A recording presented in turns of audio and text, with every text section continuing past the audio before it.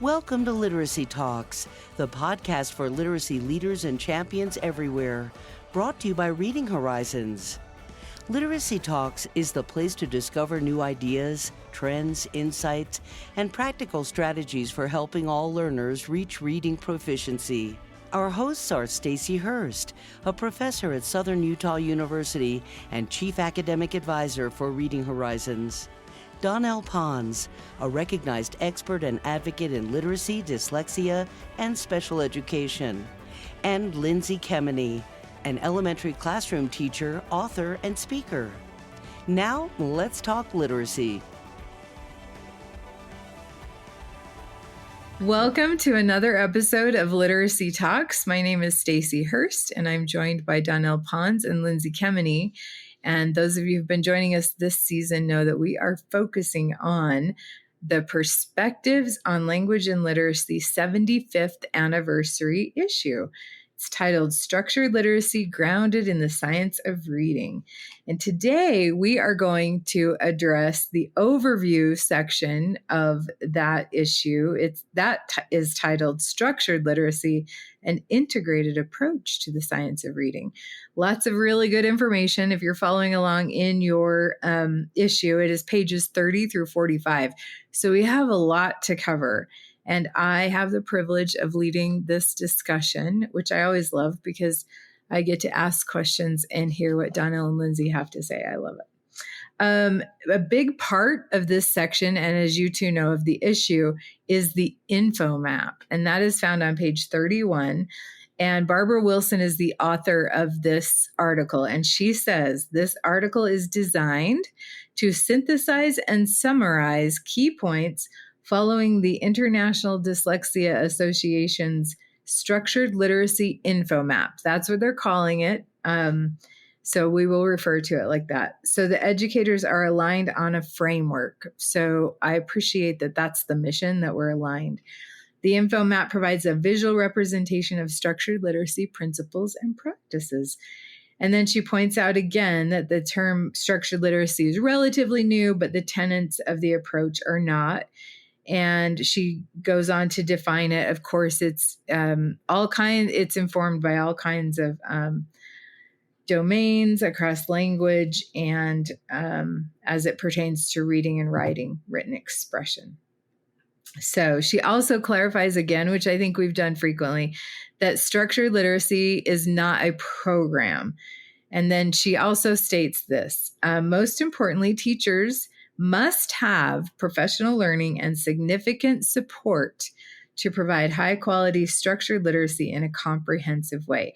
She suggests that the Infomap can play a significant role in teacher training.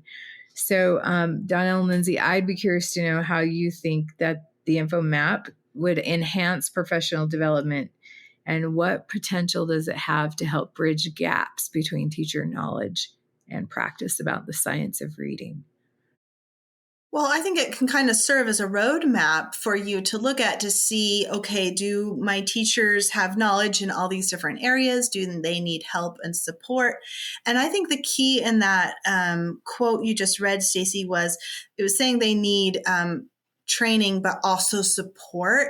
And that's huge. And that's what's a lot of times what is missing, where we have the professional development, but we don't have the follow-up and the support maybe that we need as teachers to do what you're asking us to do. So I think that's so key. Let's remember to support the teachers, provide them with the materials they need and maybe the coaching they need, and maybe they need some scheduling help in the classroom, to do these things. Yeah, Lindsay, I was nodding my head, clearly, if you couldn't see me doing that, because all of those things. And then I want to add the part where it talks about integrated. So also on this map, remember these domains or these things we're going to talk about that are on this info map, they're integrated, which also means, again, as Lindsay was pointing out, it's not just learning about how to help students recognize and decode words. That's a portion. It is also handwriting, and that can be very involved for a lot of students. It's also about a composition, putting together long pages. That can be very involved. So these are all the components we're asking teachers to be informed on. And that's really driven home by looking at the Infomap, is to say it's more than just, letters and sounds. That's a really good and foundational piece, absolutely. But we're asking teachers to do a whole lot more than that to bring full literacy, the full complement of literacy for a student. And that, as Lindsay, you pointed out, Stacy, we've all said it many times, requires really good ongoing training and support and appropriate materials and the time, all of these things. I think that's important too with the info map. It shows you that. Yeah. And you just reminded me, I saw something online recently from a teacher who said, what can I share with some colleagues because they're saying that structured literacy is just about phonics? How can I show them that it's not just about phonics? And I responded and said, look at this info map right here. You look at the info map and there's clearly more than just phonics on there. The phonemes and graphemes are one small part, and there's a lot of other things on there, and there's clearly on there comprehension, and the things that go into it. So, I think it's a great overview of structured literacy. And the IDA, they're the organization that coined the term structured literacy. Yeah, and she makes a good point here too, where she says that the terms science of reading and structured literacy are not interchangeable. And I think of it a little bit historically, like research, which is the science of reading, right, has always informed practice. I appreciate that they coined the term structured literacy because what else would we call it, right? And you think back to in the last 50 years, the fact that research has always influenced what we call our instruction. So we had Ken Goodman's research that helped inform what we called in practice whole language. And then we had the National Reading Panel that helped us coin the term in practice based on their meta-analysis of the research. Our practice became known as balanced literacy. And now that we are focusing more on the science of reading as a whole, now it's called structured literacy. I think that just makes so much sense, right? So in this article, she goes over the what, why, how, and who. And so I thought we'd just go chronologically. The what, I think, is very important. There's a lot of information here. So essentially, the what is the instructional content or the components of the evidence-based instruction. And I love, they use the word often in this article, simultaneously. So written language skills, and Donell, you've already mentioned it in this podcast, should be taught simultaneously for both reading, for word recognition and comprehension, and writing, which includes handwriting, spelling, and composition. So they're pointing out structured literacy is comprehensive. So we're going to start with word recognition and handwriting and spelling. And even in the design of the info map, you can see how they're emphasizing simultaneous use of the two. So we start with phonemes and graphemes. So this will be a quiz for Donell and Lindsay and myself throughout the whole episode, but we're going to start by defining. Who wants to define what phonemes and graphemes are? A phoneme is the smallest unit of sound. So if I say like that's the phoneme, and the grapheme that represents that sound, it's the spelling that represents. So when I said we have ER, IR, and UR are graphemes that represent this phoneme Good definition, Lindsay. A phoneme is the smallest unit of speech, and a grapheme spells a phoneme. So you'll always have as many graphemes in a word as you have phonemes, right? Oh, and I'd add a grapheme can be anywhere from 1 to 4 letters. True. And I talked about just today in my class one of my classes I taught. For example, in the word though, we have 2 phonemes, th and o, and the grapheme that spells o in that word is O-U-G-H. So 4 letters can spell that one phoneme. Okay, so let's talk about, then we know what phonemes and graphemes are. They really are the elements that we're working with in language, right? Written and spoken. So now let's talk about phoneme awareness. Donell, how would you define phoneme awareness? Well, it's the ability to be aware of and consciously think about phonemes or individual speech sounds in spoken words. So, folks, if you're listening and you're thinking, oh gosh, I'm maybe a little rusty on these terms, is that okay? Yes, it's perfectly fine, my heavens. And all on page 30, or is it 35, there are definitions of a lot of the stuff we're talking about. So, again, if this is new for some people and they're still kind of swimming in the definition, hey, I know how to do this though, don't worry, right? So, again, everybody's on a little different trajectory. Maybe this isn't new for you or it's very familiar. Some of this might be unfamiliar, but that's okay.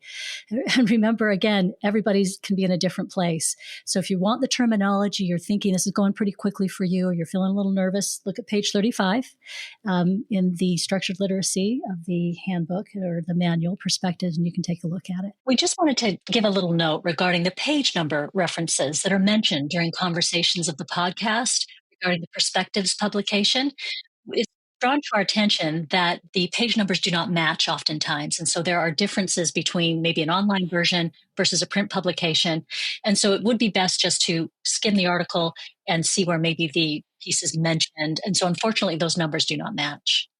But yeah, that's phoneme awareness. So it's that ability to be aware of. And what does that mean to be aware of?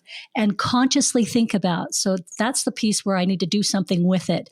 I may be aware of it. I may be doing it all the time, but then what can I do with it? That's the consciously aware part of it, right? So we make a lot of assumptions about kiddos when they seem to be just fine. They're speaking fine. And then you start getting into the nitty gritty and saying, well, let's peel off a sound or two here. And then what's left? And what do you hear? And how do you manipulate that? And that's when you really start to find out that there can be a deficit for a student who otherwise looks just fine, blends into a classroom. But then when it comes down to the nitty gritty, being able to pull that apart and really be able to work with sounds, there might be a challenge there. That's what we want to get to, right? To help kids with that and others. And along with phoneme awareness, there are a lot of different tasks that we can do with that. The definition essentially involves being able to identify and manipulate those sounds in language. And so as a part of manipulating them, there are a lot of different tasks that we can do. I love that in this article, she points out, and I think the infographic helps illustrate this, that blending and segmentation at the phoneme level are the most important phonemic awareness skills, since they lead directly to the acquisition of decoding and encoding skills, meaning reading and spelling, right? So I think that's important, because when I started teaching and knowing about phonemic awareness, I spent a lot of time on things like rhyming or onset rhyme, word families. Had I known that on the phoneme level, blending and segmentation had a more direct impact on reading and spelling, I probably would have spent more time there. Lindsay, what does this look like in your classroom? Well, we are blending and segmenting all day because those are the skills, the critical skills for reading and writing. And if we're reading and writing all day, we're working on those phonemic awareness skills. So, I like to start, I'm teaching first grade. I start our phonics lessons with a quick warm up of blending and segmenting that usually contain the sound or phoneme, that we're going to be focusing on that day. Like, today we're practicing R, A-R, R. And so we can blend and segment words that have A-R, R in them to warm up, that take a few minutes. And then, in our phonics lessons, well, when we're doing dictation, where we're going to practice spelling words with A-R, R, and we're going to segment those sounds all together orally. And then they're going to write them just immediately after. And I'm going to have them say the sounds again as they're writing them. So what are they doing? They're stretching those sounds out in the word as they're writing them. Students are working on blending when they're reading. They might be fine, like at this time of the year, they might be fine blending. They might still struggle a little bit, especially at the beginning of the year, first grade. We are, I'm helping them blend CVC words. And when a student really struggles to blend, I really like to help that student in small group, because that's when I can really give them the most support. And you'll see that all the time. I see questions like, well, they know the sounds. They said app, but then they said tip, or they said pat and said it backwards, or they said top, or they said something completely different. That is showing you that they're struggling with blending. So then I'm going to help them. We're going to say and I'm just going to cover the P at first, and I'm going to help them blend those two sounds together. Ta. Now, if they might not be able to blend those two phonemes together at first, especially if they have a weakness in this area. If they can't and they go and they can't blend them, I blend for them and I say ta, and I have them repeat ta, and they're going to hang on to that until I unveil the last letter, tap, tap, and they'll be able to do that. And so I'm going to keep helping them, scaffold that until eventually I can pull my voice back and they can blend the first two phonemes fine. And then they add the third. And then suddenly, oh, yay, after a couple weeks, hey, they can blend all three of those. And and then it's going to go to the next level. Once they're really good at CVC, we're going to add words with blends. So you can hear, words with four sounds is going to be harder, like stop. That's going to be harder for them to blend, and segment. You'll see kids write SOP for stop, because it's hard to pull apart those two letters that blend together. So yeah, does that answer your question? There's a peek. I mean, this is first grade. This is what we're doing. Exactly. I love how you highlighted that the connection between being phonemically aware. You need to be able to blend phonemes when you're reading. Once you connect the spelling to the phoneme to the grapheme, and then you need to spell, you start with segmentation. So you can see how it would have a direct impact and how you're supporting that in your instruction. Donell, how does this differ for younger versus older learners? Not much. I was just saying I've used a lot of the same strategies.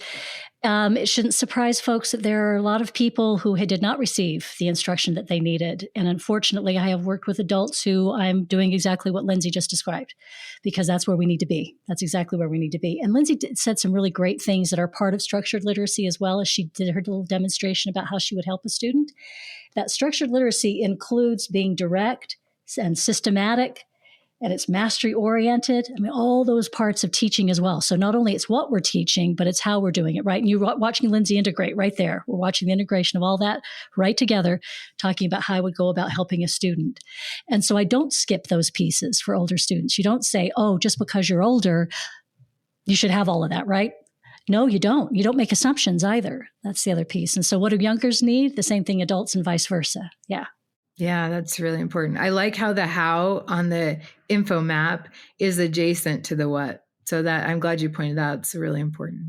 And I just want to pin that because Donell, you brought up something where sometimes we have, like we think, oh, this is my phonemic, like we have a program and this is my phonemic awareness program.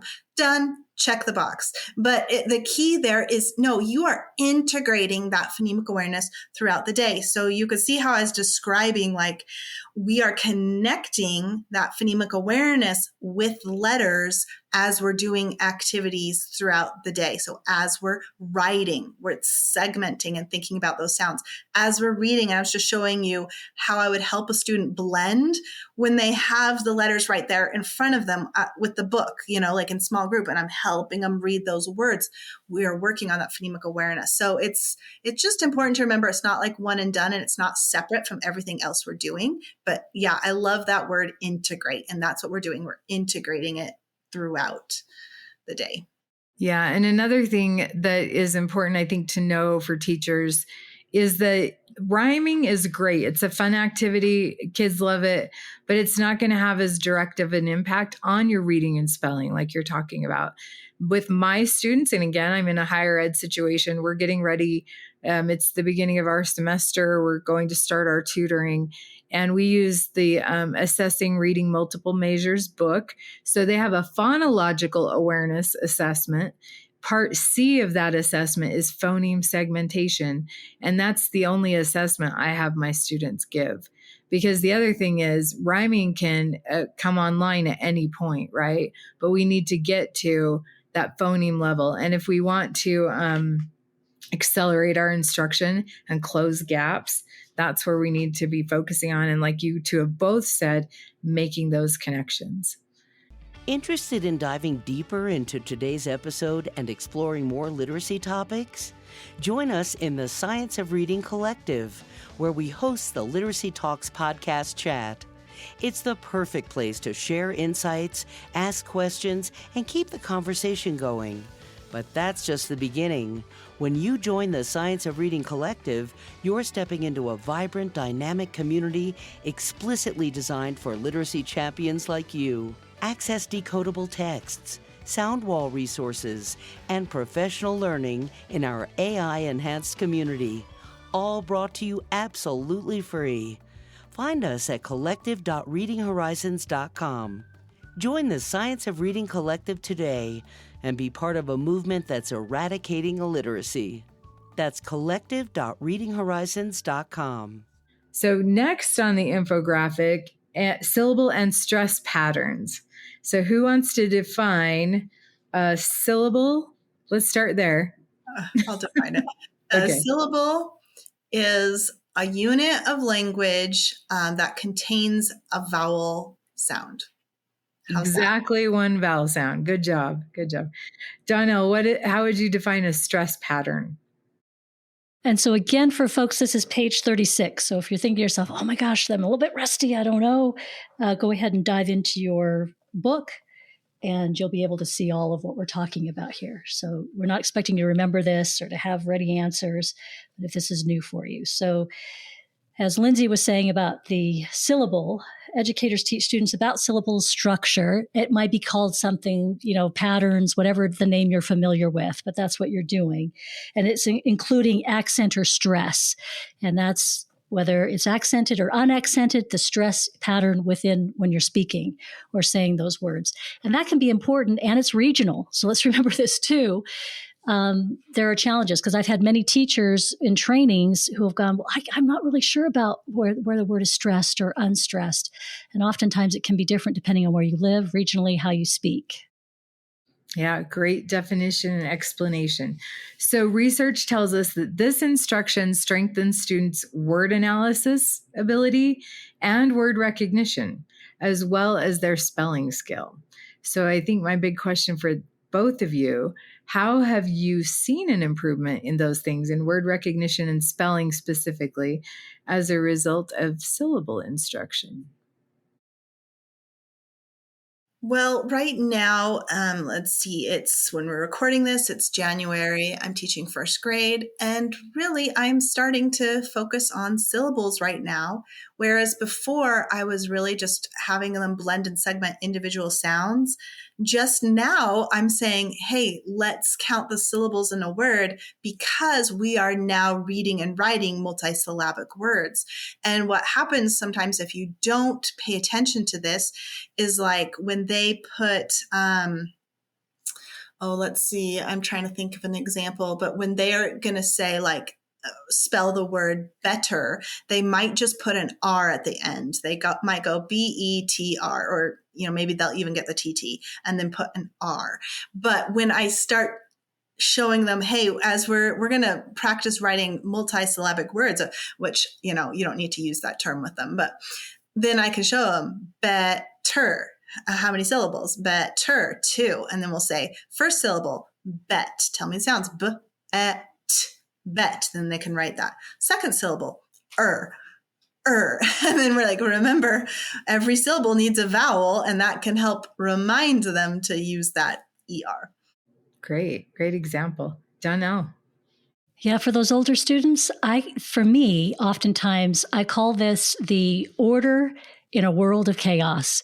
When you start introducing and you have a nice way of introducing the syllables, you're gonna boil it down to these, general major types first. Because remember, we start with the things that we can take in, and then we're going to add later those things that can be a little more confusing when we've got mastery. This is restored order for adults who are just, hey, it never made a bit of sense. And I've been struggling the whole time. Spelling's very difficult. Reading's very hard for me. And you introduce the syllables, and wow, it can be a fantastic moment for folks to say, what? There's some order to this? What? And I'm going to learn some of this stuff first? What? Yeah, this is the first time they actually feel like maybe I can do this. I also appreciate that both of you have said that. It's important to make it cognitively manageable for them. And I've seen students who may not be as confident in their reading skills when they get to a long word in print. It's so much easier to break it down by syllable and then apply it to what they're seeing. Lindsay, were you going to add to that? I was, we have all these different syllable types, open, close. You have your vowel consonant E, you have your vowel teams and your R controlled, and we need to teach all those things. And we had a podcast episode before where we were talking about how much do we do of this, breaking the syllables. And you remember we played that little video of my son when he was doing it. We were kind of discussing how much do we need, but we do need some, but we know some researchers, I think we talked about Devin Kearns is kind of advocates not to rely on those too much. And we talked about how the key is flexibility and to give our students these tools, because sometimes students come to a big word and they just freeze and they don't know what to do. And, if they've been taught a process of, hey, look for the vowels, what's in between them, divide it, that kind of helps them and makes it more manageable. And I was just listening to a podcast with Louisa Moats, who said she, felt like these syllables are helpful, just not to go overboard. But she kind of mentioned she thought Devin Kearns was going a little overboard the other way. So, and I just thought that was really interesting because we had just talked about that where she had said that. I'm like, oh, but it's good to know. Sometimes, I don't know, we don't have all the answers, and so sometimes you do need to just kind of take a more balanced approach. I don't want to use the word balance, but Yeah. I also think there's nuance to all of this, right? Yes, in order to be flexible with syllabication, you have to have a foundational knowledge of those vowel sounds. And that is always determined by the letters that surround those vowels. So it's good to have that working knowledge. Donell, were you going to say something else as well? Well, it's just those principles of structured literacy. Again, if you're trying to be direct and systematic with your student and you're helping them to be mastery oriented, you're going to follow your student's lead and you have all those skills, hopefully, that you've been learning and being supported with. You'll know how to adjust and adapt for your student's particular needs, staying well within what you know is the framework of what's correct. But you can certainly help them. Yeah. And once we're on the syllable level, you can't ignore the next topic, which is morphology or morphemes, right? So we need to directly and explicitly teach about those. What is a morpheme? We know phoneme is the smallest unit of speech. What is a morpheme? And again, bottom of page 36, if you're saying, oh, what's a morpheme? Jump to the bottom, you'll have the answer. Morphemes are the smallest units of meaning, and written morphemes are called word elements. And this is actually part of the article. Now, this structured literacy I'm not new to it, but I love that we can always learn something that will add just enough nuance to provide the clarification we need to accurately teach our students, right? I have always got hung up on the difference between a root and a base, always. Right. But the way that Barbara Wilson describes morphemes in general, and she uses the term base element, that helped me refine my thinking. Okay, now I can distinguish. I'm a little bit closer to mastering that distinction, right?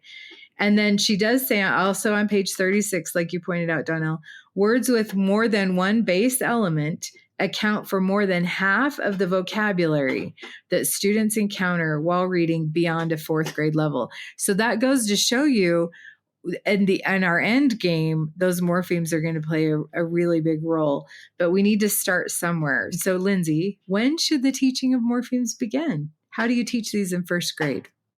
Yeah, you can start teaching them really young. I mean, kindergartners, when you just teach them to add an S, at the end of a word like dog and you add an S, guess what? That's a morpheme. So you're starting this from the time they're young to say, hey, just adding this one letter S changed the meaning. And you can show a picture of one dog versus more than one dog, a few of them to kind of drill that in.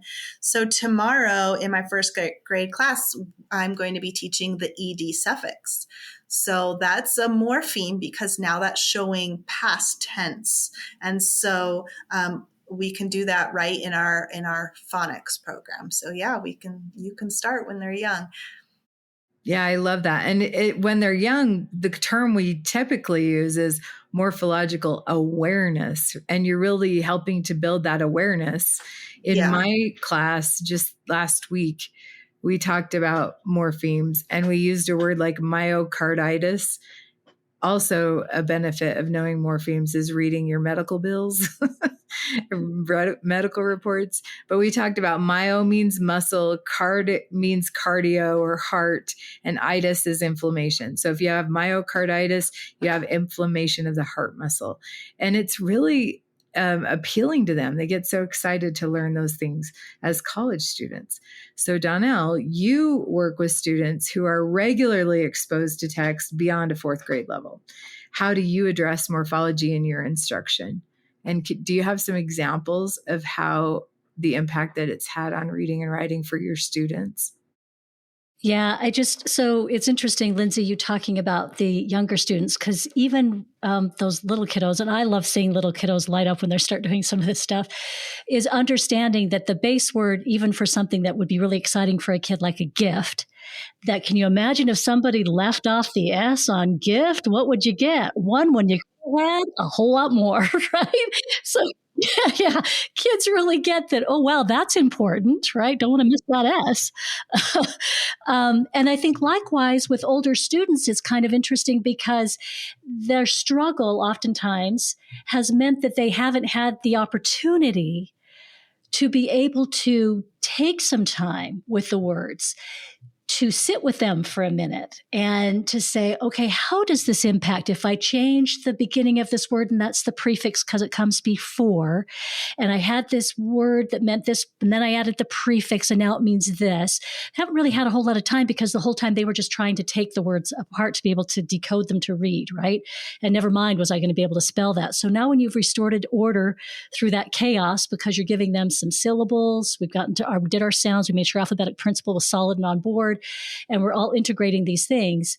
That's an opportunity. I find it within sentences the most for my older students. It's when we start looking at whole sentences because now we're getting some really good spelling skills down. We're doing some sentences and we start taking those sentences apart and understanding what the words are, or what the meaning of the words in the sentences and their relationship to each other. So again, it's integrated, right? I'm not doing this separately. It's all integrated within that whole language piece that I'm doing with my students. And wow, the lights start coming on with, oh my goodness, I didn't realize. And these, just the impact of changing that a little bit. And now suddenly, okay, the meanings of that word, that's really interesting. The opportunity, I call it opportunity to sit with words like that and to go back over them. Wow, it's powerful, really powerful. Haven't met a student yet that didn't just love it. And it's an aspect of teaching that I think students get really excited about because morphemes are everywhere. Really helps us unlock meaning, right? So the next item on the what info map is orthographic conventions. This is huge when you consider we have 44 phonemes and over 250 ways to spell those phonemes in English. So let's start with a simple definition. So orthographic conventions are referring to orthography, which is the study of the rules that govern written language, including acceptable spelling combinations. And there are some examples on page 36. They list the convention of, or the rule, I should call it, the generalization in English that we don't spell j at the end of a word that follows a short vowel sound with the J. We use DGE. If it's a long vowel sound, we're going to use GE. And then we don't spell words with a V at the end of a word, so we add that E as a placeholder. Those are some examples in addition to doubling rules that we just talked about. If you're adding a morpheme like a suffix, then you need to double, in some cases, the final consonant before you add the suffix. Do either of you have, I know this is a weird question, but I have mine, and I don't know if I'm just weird or unique, but do either of you have a favorite or some favorite orthographic conventions that you love to teach? This is so, like, I'm all a favorite one. I don't know. I don't really favorite. I mean, Okay. I guess it's fun when, my students go, like, I'll say English words don't end with V. And so now they like to chant that whenever they're writing, they have a V, they'll be like, English words don't end with V. And then they'll add the E, but I don't know if it's like, I don't really have a favorite, Stacy. That's fun. Okay. That's not as nerdy as I thought I was. Well, there are different types of nerdiness. I guess I'm a word nerd, clearly. Donell. What's interesting about this is I don't know if I have a favorite, but I always have to remember in working with older students, because they'll tell me right away, right? Oh, that's really nice to have that little spelling convention, but there's a whole lot of stuff out there that doesn't make a lot of sense to me. And they're quick to point that out. So I'm always because I work with older students, that's what I usually get the feedback about. They've already been out there in the wild and they're saying there's a whole lot more, and they're right. So conventions get us so far. However, I'm going to say it again. It's a nice base. It restores a lot of order when there had been a lot of chaos. So that's really nice. And it gives folks a sense of stability when they're getting their feet under them. And again, I'm working with older students who did not have their feet under them for so long. And they were just expected to try to figure it out without having the skills. And so I love that it does provide a nice solid base. I'm going to acknowledge, you're right, it's not going to answer every question. The students are quick to point that out. But again, order where there was chaos. Yeah. And just because I asked the question, I'm going to answer it. And to be fair, the context is multifaceted, right? Because I've been training teachers in these orthographic conventions for decades now, and pre-service teachers who happen to be adults. But I've also taught this extensively with younger students too. And I will say that with older students, and younger students, when you teach the C and K spelling rule, they get so excited. And most of my younger students, my first graders, were going home and sharing that with their parents who didn't know it. And so they got an extra amount of excitement about that, noticing that spelling skill and using it in their writing and recognizing and reading. I have to say, you mentioned this already, Lindsay. The ED suffix is one of my favorites to teach, because I feel like that adds some insight to why we pronounce it 3 different ways, right? And I think, Donell, you make an excellent point that if we are just teaching these skills in an isolated form, sequence matters. And if we're doing it in a sequence, then you're adding that cumulative aspect of good teaching comes into play here. Cumulatively, things make more and more sense, and our students aren't overwhelmed and don't shut down with this kind of instruction. So thanks for indulging that question. In this part of the article too, Barbara Wilson mentions high frequency words. She calls out that they need to be recognized and spelled with automaticity. I know a whole lot of assessments where we check if students can recognize them in reading, but we're not always assessing the spelling of them. For irregularly spelled high frequency words, so when the spelling is unexpected given the pronunciation of a word, she describes the heart word approach. She doesn't call it that. And she points out that typically only one grapheme deviates from its most frequent pronunciation. Like she gives the example of the letter A in the word what, instead of spelling in that case spells and I'll just take this opportunity to do a shameless plug that we did an episode on this. It actually, you guys, I don't know if you remember, this is our first episode ever. Oh, really? Yeah. Long time ago. I know. I had an opportunity to go back in the catalog and recognize that. So the catacombs, I thought you were going to say. No. Words matter, Donell. Catalog. That differs by one syllable, right? So let's listen to the end of the word, please. Okay, episode 1, season 1. Check it out. High frequency words and how to address them in instruction.